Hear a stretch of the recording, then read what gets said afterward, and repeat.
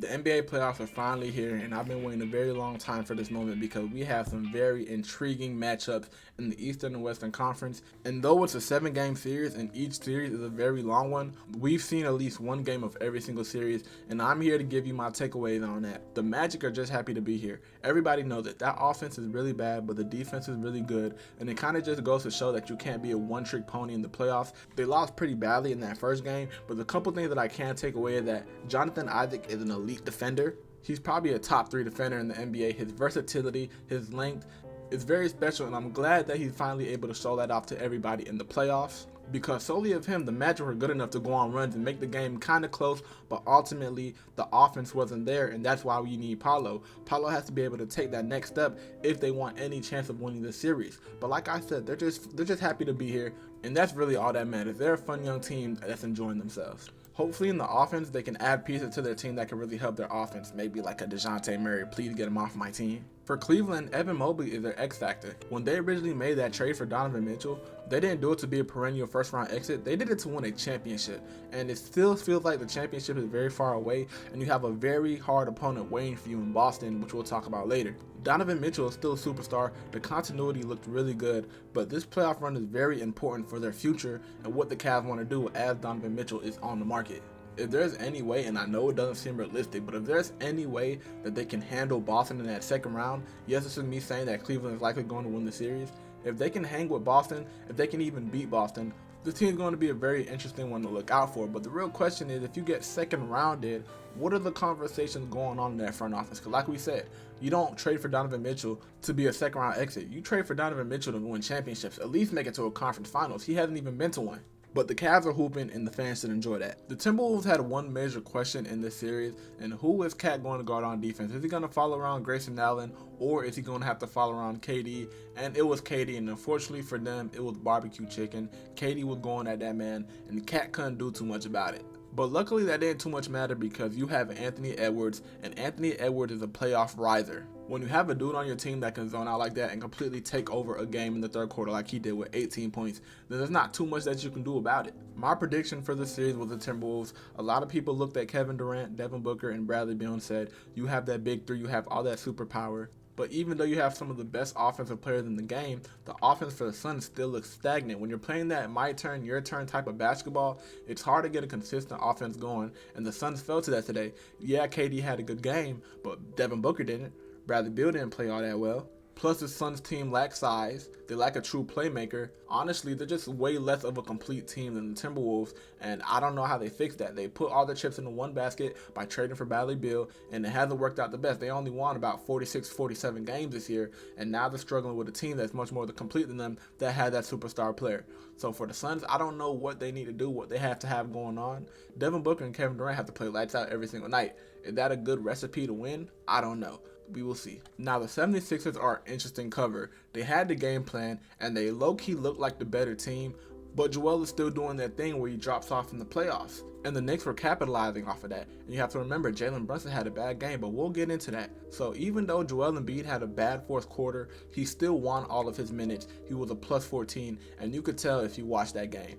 We all saw how when he got hurt in the middle of the game, things shifted. And that's the biggest 76er problem. They have to win their minutes without Joel Embiid on the court. He's already gassed, he's already hurt, he can't play that many minutes. The team kind of looks like they're confused when Joel Embiid's out there. It's like Tyrese Maxey takes it to the promised land, and even though he had a very good game, he lost his minutes. But it just goes to show that you have to win your minutes when your best player is off the court. Tyrese Maxey played the most minutes, but he had a -4 plus minus, and I know plus minus is a team stat, but that just goes to show how bad the team can get when Embiid is not on the floor. Now, even though I said Philly played like the better team tonight, the Knicks generally are a better team. They have more depth, and they have their superstar in Jalen Brunson, who had a bad game, but despite the bad game, they were able to escape with the win, and that was because of their role players. The role players shot the ball phenomenally, and that seemed like something that Philly was able to live with. They hopped in the zone, and they were giving dudes like Josh Hart, OG Anunoby open shots. shots. Now these dudes aren't elite shooters, they can make open shots, but in the playoffs, those shots, the ball gets a little bit heavier. So they were willing to live with that and they died with that. So we'll see if Philly comes back out with that same game plan and is willing to die by that. But the thing is, Jalen Brunson had a bad game. Jalen Brunson's not going to have a bad game every game. But that may be the recipe to try and beat this Knicks team. The 76ers were trying their best to make sure Jalen Brunson wasn't getting off, and they got away with it this time. I still don't know who I like for the series. I'm kind of leaning towards Philly because they look more equipped to beat the Knicks than the Knicks do the 76ers. The Nuggets, what do I even need to say? I'm still firm in belief that there's not a single team in the NBA that can stop these dudes in the 7-game series, and it doesn't even feel like it's possible for a team to beat them in the 7-game series. They're just too good. Jokic is too good at basketball. I'm sorry, LeBron fans, but Jokic is just way too good at basketball, and the supporting cast around him is amazing. The coaches are amazing, but y'all already knew that though. Let's talk about the Lakers. Throughout around halfway of the season, the Lakers had changed up their identity and they started shooting the ball more, they started running more, they started being more offensive oriented after being so defensively oriented. Now there's nothing wrong with shooting a lot of threes. That's how you win some of these playoff games. But the thing is, the Lakers don't really have any good shooters. The shooters on the perimeter of that Lakers team are the type of shooters that you want taking more shots in the playoffs because, like I said, the ball gets heavier and it gets harder to shoot. Their best shooter this year was LeBron James. That's not a good sign in the show tonight. D'Angelo Russell shot 1 of 9 from 3. The Lakers as a whole shot about 27% from 3, and that's not going to be good enough to beat the Denver Nuggets. D'Angelo Russell is good enough to be the third best player on this team, but we have come to a point where we don't even know what to expect from him no more. Defensively, they tried many coverages to try and stop Jokic. They tried different matchups. They tried AD on him. They tried to have AD roaming, and it just didn't matter. There's not much that you can do to stop Jokic. He's such a dangerous player in that post with his playmaking ability, so you just have to outscore them. And like I said before, the perimeter shooting hasn't been great. LeBron-led teams always have to have perimeter shooting on them.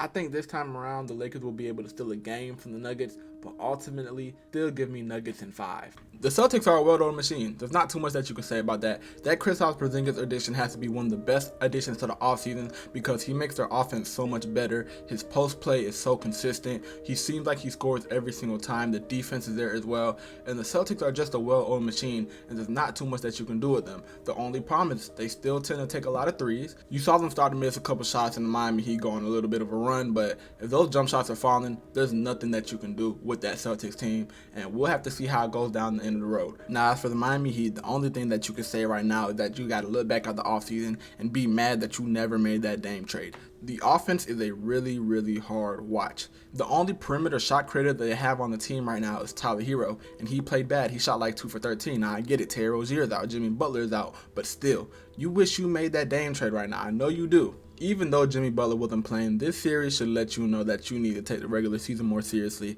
because you have no chance of being the Celtics, whether you have Jimmy Butler or not. They're just on another level this year. The Miami Heat need to take the regular season more seriously and stop slacking off so you can get a higher seed, so you can avoid being the 8th seed, and instead of having no Jimmy Butler for the Celtics, you can have an unhealthy Jimmy Butler for the Pacers or maybe the 76ers without Embiid. But now you got to face the 1 seed and you basically lost your season. I get it, you made it to the finals last year as an 8 seed, but that shouldn't have to be the method that you have to go through. You play the regular season so you can get easier matchups, and y'all messed yourselves up by getting the Celtics. I hope they find some type of perimeter scoring in the offseason, and for an organization that you would consider to be elite, they really run their system poorly over there by taking the regular season so unseriously. But we just got to see what happens. The Mavericks.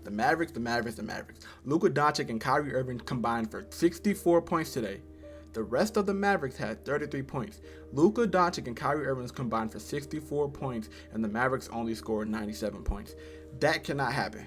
They need something from somebody, and I don't know who that's going to be. Is that going to be PJ Washington? Is that going to be Tim Hardaway Jr.? Are these guys that we really want to trust in a situation like this? We don't know who that dude's going to be, because you cannot beat the Clippers by yourself, as we just saw tonight. The Clippers were very aggressive to get the ball out of Luka Doncic's hands, and everybody else was just missing. In the second quarter alone, the Mavs had 8 points. And that's my biggest fear, because usually I'll say next game the shots will fall, next game the role players will be better, but it's like, who do we really trust to be that role player? The only person I would trust the most is Tim Hardaway Jr., and that's already scary. Now for the Clippers, on the other hand, their point of attack defense was very solid. Their drop coverage was very solid. Luka had a rough time getting around them screens. All the shots that he were taking were very difficult shots, and I'm very impressed with the Clippers' game plan to try and stop that. They have the personnel, and they're even using Ivica Zubac to attack the smaller Daniel Gafford. Ivica Zubac had 20 points. He destroyed both of the Mavericks big men in them trenches down there. Only thing that really needs to be said about this Clippers team is that they're still a very dominant team, and Kawhi Leonard didn't even play, and that's very scary. They have really high expectations. They built this core together, and they haven't even been to the finals. So I expect a lot from this team, and they showed me a lot. They just got to cut down on the turnovers. When Kawhi comes back, the easy buckets will return. When you have Paul George and James Harden on the court, that can lead to a bunch of tough shots that lead to a bunch of runs for the other team. Kawhi Leonard will cut that immediately. Now, when will he come back? I don't know. The Clippers' main focus is making sure that he's healthy and good for the remainder of the playoffs, because you cannot go into any other series with Paul George and James Harden running the show. No disrespect to them, but they're known playoff droppers, and they take tough shots, which is why they can be playoff droppers sometimes. I think this team right here has the best chance of competing with Denver, but only time will tell. We're going to see. Dame time is back. I'm tired of the people disrespecting Damian Lillard. He's back. I don't know how you can look at somebody's previous body of work, see them go to a new situation where they have a head coach firing. He even had personal issues going on outside of basketball, and everybody just wrote him off like he was some bum. They said he was the fourth best point guard in the East. I'm not even a Dame fan, but if you're surprised that Dame is hooping, I don't know what to tell you. You look at the previous body of work. You look at a 70-point game. You look at him averaging 34 points a game. That's still in there somewhere, and I knew that the whole time. I'm not surprised. Everybody on the Bucks played a really good game. They continue to play like that. They won't even need Giannis. They'll be able to beat the Pacers in like 5 or 6 games. The Pacers, man. The Pacers. I got a lot I need to say about the Pacers, man. First off, Pascal Siakam's a hooper. I thought he was overrated when he was linked to the Atlanta Hawks because I wasn't watching the Raptors like that, but that man's a hooper, and I figured that out this season. But everything else, man, everything else is a problem. First off, I want to start with Tyrese Halliburton. They paid that man $260 million, and he took 7 shots. In a playoff game, he took 7 shots, and they are paying him $260 million. It's getting to the point where it looks like he doesn't even want to be there anymore. He's so pass first that he gets up the court, passes it, makes his next read, and then he doesn't get the ball no more. 7 shots is diabolical. TJ McConnell, the backup point guard, had 7 more shots than him. 7 more shots. That is utterly unacceptable. The 3-point shooting was down. The game slowed down so they couldn't run out in transition like they like to. And the half-court offense did not look great outside of Pascal Siakam. And lastly, I want to speak on the coaching. 11 different guys played for the Pacers in Game 1, which is unacceptable. You are supposed to shorten the rotation and leave your best guys on the court at all times. No more than 8. I've seen some coaches go extreme as 7. There were minutes on the floor tonight where Tyrese or Pascal wasn't on the court. That is unacceptable. What is going on with the coaching down there? I get it, the team is young. Tyrese is young. This is his first playoff game. I don't think he'll play like this again. I think he'll get more shots up, but the Pacers have a lot to do. The Pelicans, man, you know what stands out when you watch the Pelicans? The size and the length that those dudes have. The Pelicans had a total of 18 offensive rebounds and 24 second chance points, and the Thunder really can't do too much against that because they have Chet Holmgren and Jalen Williams as their big front court. But at the same time, you can still feel the presence of Zion missing because even though they had all those second chance points, there was a play where they grabbed like 3 offensive rebounds in a row and they put up 3 bad shots in a row because they don't have a dominant interior force. Right now, the Pelicans could really use Zion to eliminate some of those tough shots so you can get those easy, efficient baskets at the rim.